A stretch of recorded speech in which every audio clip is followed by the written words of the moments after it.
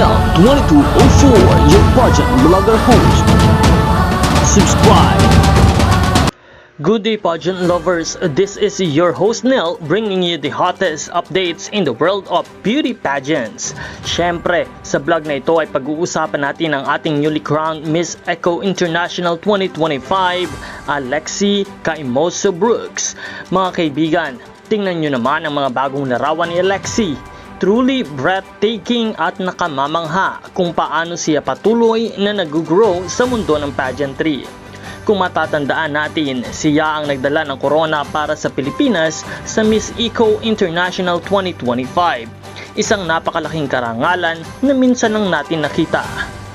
Makikita natin na hindi lang siya basta beauty queen, kundi isa siyang inspirasyon ng grace, confidence at determinasyon. Dahil dito, marami na ang sumisigaw mula sa iba't ibang panig ng Pilipinas at maging ng international fans na sana'y bumalik siya sa Miss Universe Philippines 2026. Imagine ninyo kung gaano siya ka-prepared at ka-polish sa international stage ng Miss Eco. Paano pa kaya kung siya ang ipadala ng bansa sa Miss Universe? Alam natin na hindi tayo kayang biguin ni Alexi.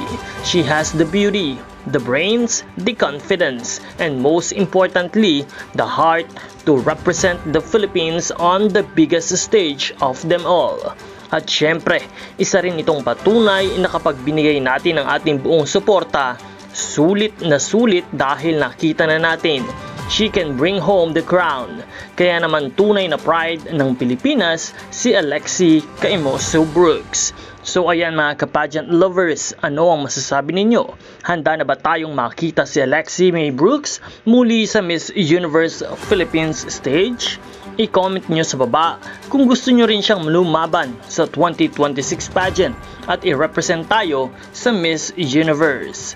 Don't forget to like, share, and subscribe para lagi kayong updated sa ating mga pageant updates and reactions. This has been your host Nel. Hanggang sa muli, Laban Pilipinas!